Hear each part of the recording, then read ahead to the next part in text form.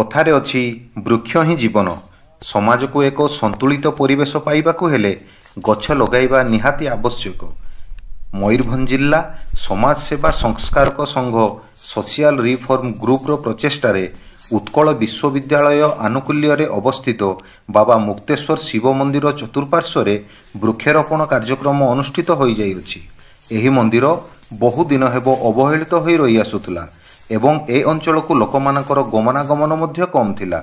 मुख्य कारण थिला मंदिर परिवेशर जत्न।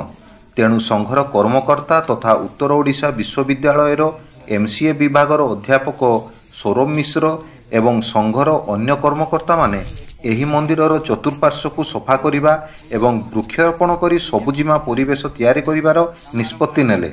एहासह मंदिरर रक्षणाबेक्षण एवं परिवेशर जत्न आगकु नेबार योजना मध्य कले।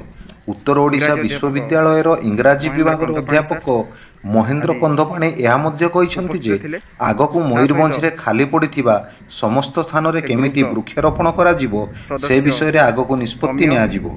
एही कार्यक्रम परिचालना दायित्व रे थिले अभिषेक बेहेरा और अमिय नायक एवं तांको सहित अम्लान प्रद्युम्न विवेक सौरभ संबित को सहित संघर अन्य सदस्य माने।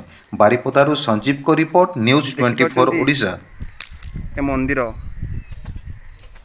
महादेव